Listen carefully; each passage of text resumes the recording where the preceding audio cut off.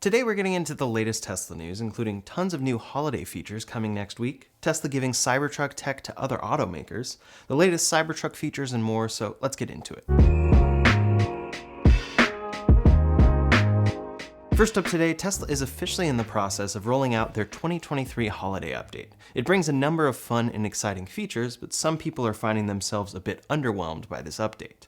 Tesla posted about it on their official X page, and first up is custom lock sounds.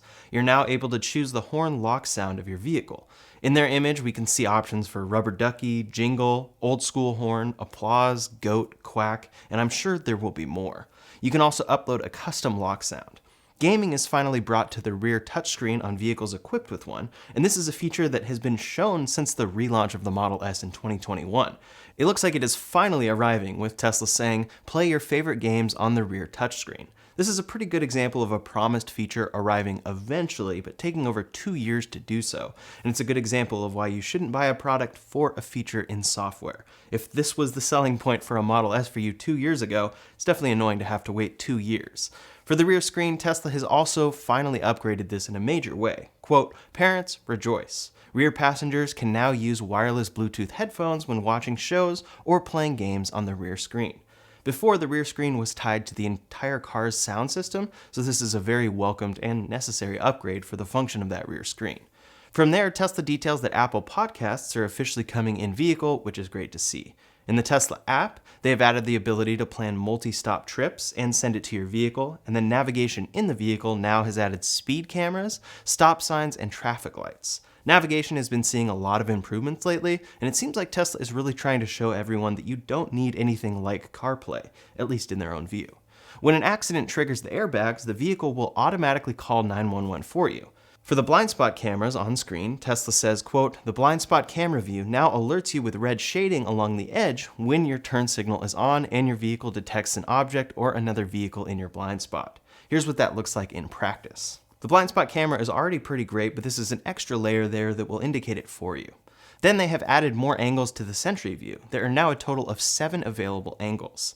There's a fun new light show called The Arrival. Castle Doombad is an added game in the arcade, along with updates to Beach Buggy, Polytopia, and Vampire Survivors. For Beach Buggy, you can unlock new vehicles and tracks. Your racing vehicle now matches the color you've set in Toy Box Colorizer.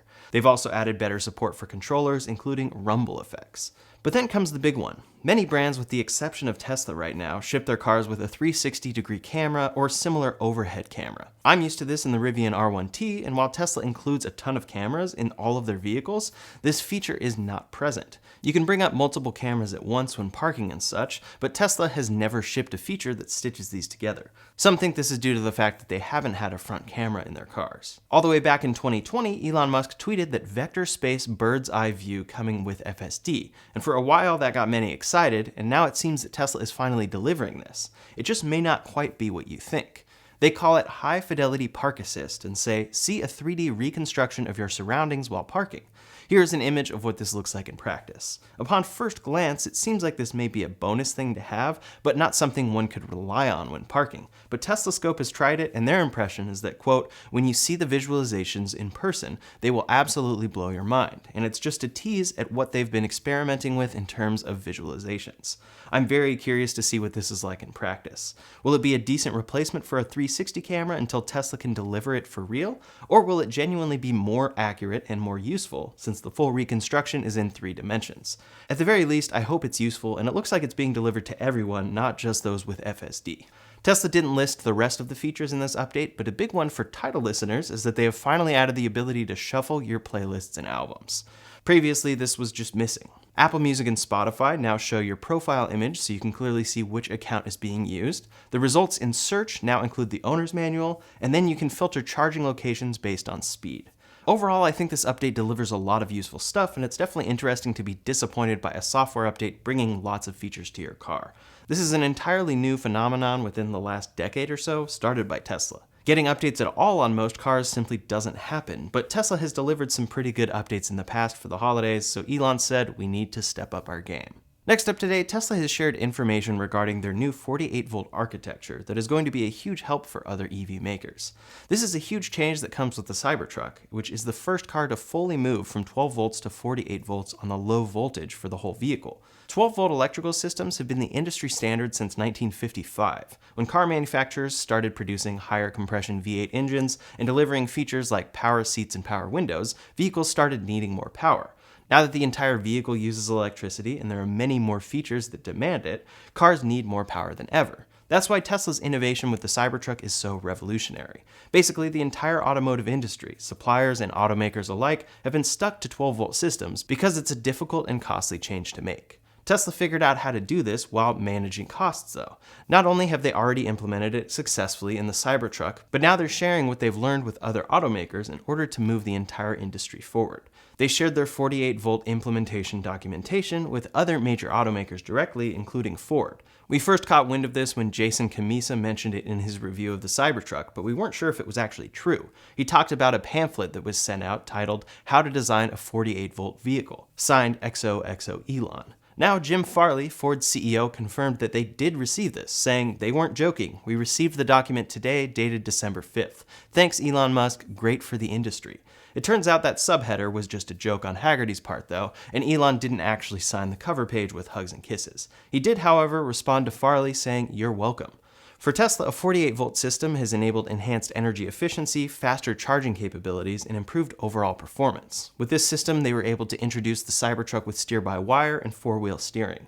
We're used to seeing companies guard discoveries or advancements like this, so it's great to see Tesla sharing it. Tesla decided it was more important to help other automakers move forward rather than secure a competitive advantage. This kind of cooperative action will hopefully enable lots of great vehicle functionality across the whole industry, starting with the Tesla Cybertruck. During last week's launch event, Tesla invited a few people to receive the very first deliveries of their Foundation Series Cybertruck. Now they are giving more customers and employees in particular the opportunity to upgrade to the Foundation version.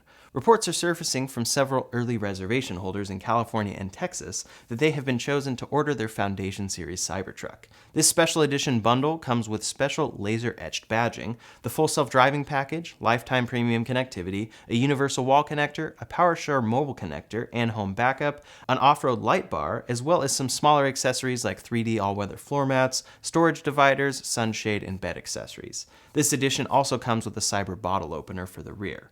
However, ordering this special edition is going to cost quite a bit more than the base price for this truck. We talked about the Foundation Edition being the tri-motor, but this upgrade is actually available on both the dual-motor all-wheel drive version as well as the tri-motor Cyber Beast, adding a whopping $20,000 to the list price of either. This brings them up to $99,990 and $119,990 respectively. This is definitely an expensive upgrade, but $12,000 of that package includes the full self-driving package. If you were already planning on buying FSD for your Cybertruck, then the remaining accessories and the ability to get this quickly come in at an arguably more reasonable $8,000. Some of these items can be pretty pricey on their own, like the wall connector, but we also don't know the price yet on all of these accessories. This deal may be worth it to some customers, but probably only to those who were planning on kitting out their car as much as possible. Deliveries for the all-wheel drive version are expected in December to March, while the Cyber Beast is just due to start in early 2024. Then some other details have emerged for this truck. We learned that the 340-mile range on the all-wheel drive Cybertruck is only when equipped with their all-season tires. These tires will unfortunately not be available until sometime in 2024, which means if you take delivery of a truck now with the 35-inch all-terrain tires, your range will be dropped to 318 miles. With the same tires, the Cyber Beast's range drops from 320 to 301 miles. We also have word that the Cybertruck will be able to independently adjust its suspension while in park to level the truck for off-road camping. This information comes from Elon Musk directly on X, which does mean we should probably take it with a grain of salt. This feature may be available at launch, or it could be the kind of thing that is added in months in a future software update, like the ability to play games on the rear screen. This is a feature that already exists on the Rivian R1T, and for those looking to take their Cybertruck out camping, this would be a great feature to have. As far as efficiency in the Cybertruck, we have some new data from the EPA that gives us more insight. While Tesla showed off some very impressive stats and performance at the launch event, we didn't know about efficiency. The Rivian R1T, despite being heavier with larger batteries, is proving to be a more efficient vehicle in a lot of metrics. A bunch of new documents have been uploaded to the EPA website, which give us some really granular insight into the performance of this truck. The higher tier version of the Cybertruck has a 122.4 kilowatt-hour battery that is rounded up to 123 kilowatt-hours. Over on the R1T, Rivian's max and large packs are 149 and 135 kilowatt-hours respectively. A Reddit user did a comparison between the R1T and the Cybertruck specs and did a comparison of their energy efficiency. While the Cybertruck outperforms some trucks from Chevy, Ford, and GMC, the Rivian does have it beat. Let's compare the most efficient model of the R1T, the Performance Dual Motor Max Pack with 21-inch wheels, to the most efficient Cybertruck, the all-wheel drive variant with its 20-inch wheels. At 50 miles per hour, the R1T consumes 151 watt-hours per mile, while the Cybertruck consumes 161 watt-hours per mile. This lead isn't too big until we ramp the speed up to 70 miles per hour. At those speeds, the Cybertruck consumes 272 compared to the R1T's 233. Here you can really see just how much that extra drag impacts the car. A big reason for this is simply aerodynamics. The R1T has a drag coefficient of 0.3, while the Cybertruck's is 0.335. The Cybertruck is just simply a larger vehicle as well, with a bigger front end to increase drag. Air resistance is directly related to your speed, so the faster you go, the more air resistance you face.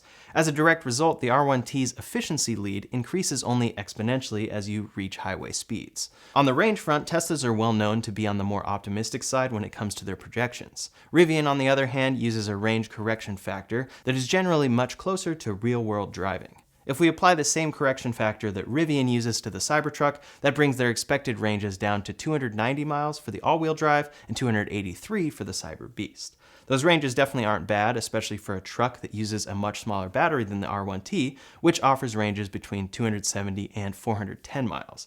However, especially when compared to the originally promised ranges and prices from when the Cybertruck was announced, this may still leave some disappointed. Even though the R1T is heavier with larger batteries and wheels, it is still able to beat the Cybertruck when it comes purely to efficiency. The Cybertruck, as I mentioned though, is much bigger.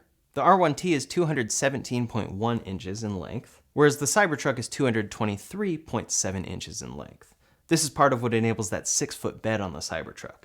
Then the width of the R1T is 81.8 inches, whereas the Cybertruck is 86.6 inches. Both of those are with the mirrors folded. So it does make sense from that angle. We're comparing a bigger truck to a smaller one. It makes sense that this one would be a bit less efficient. Once this truck gets out into the real world, we'll see how much this matchup actually changes in the future. For example, the all-season tires that are due to come out sometime next year give the Cybertruck a pretty big boost to its efficiency.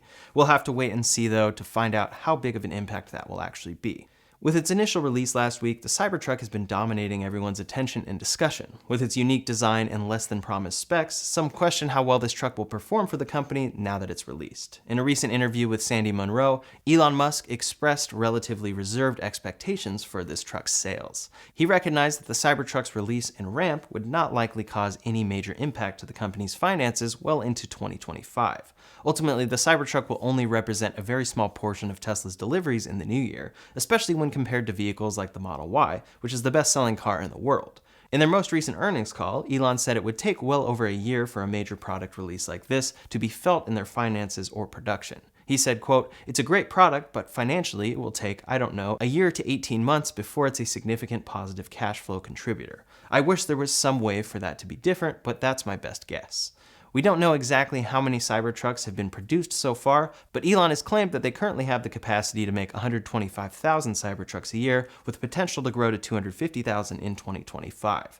We know that well over 1 million people have pre-ordered the Cybertruck, but that was before the truck's specs were released, and now that the final specs and pricing are available, we can't be sure how many new orders or cancellations they have received. Tesla is definitely not going to be sharing that information. With that being said, keeping tempered expectations for the performance of the Cybertruck and its ramp is definitely the wisest move for now. It's going to take some time. With its unique appearance, especially compared to trucks like the R1T or F-150 Lightning, which mimic traditional truck designs, the Cybertruck was always going to be a niche product, at least to a degree. A study by Yahoo Finance found that 2/3 of people polled after the release event would not be willing to buy this truck. This is not a direct comment on the quality of the car, but just goes to show how unusual the truck really is. That doesn't sound great at first glance, but in some ways that number is actually pretty good performance. One analyst on the project was surprised that this truck even performed that well, saying, quote, "We had an incredibly robust response to our survey. It was interesting to hear that 2/3 didn't want it, and frankly, that was a lot better than we expected." Regarding safety, many look at the Cybertruck and immediately assume it will be dangerous. Given Tesla's track record for safety, we don't think that that's likely, but pedestrian safety remains a concern given the stainless steel exterior. In regards to that though, Elon tweeted saying, "We are highly confident that Cybertruck will be much safer per mile than other trucks, both for occupants and pedestrians." One thing to immediately point out is the fact that he is clearly including autopilot and active safety features in this, since he is saying per mile. The Cybertruck will seemingly do a very good job preventing a pedestrian or other driver from being hit, but I still do wonder what it will do in a scenario where it does. In Marina del Rey, Franz von Holzhausen, Tesla's chief designer, took delivery of his own Cybertruck this week. He said, "Just picked up VIN 002 from the awesome team at the delivery center in Marina del Rey." I'm curious who got VIN number 1. Jay Leno was also spotted by a number of people driving one around that reportedly belongs to a friend of his. The Cybertruck is truly a game-changing product, at the very least in the sense that it is really impossible to guess how it is going to do. It brings a lot of really exciting, new, and sometimes controversial things to the table that make it hard for people to nail it down. I can't wait to see how this truck performs in the real world once more customers get their hands on it, and how well it will do for Tesla as a whole. I'm also excited to see if other automakers end up shifting to 48 volts as a result of Tesla's push here. That's all the latest Tesla news for today, so in the meantime, if you want to see the details for the most expensive Cybertruck you could buy, with accessories and all, you can check out that video linked up here or in the description below. Thanks so much for watching, and I'll see you on the next one.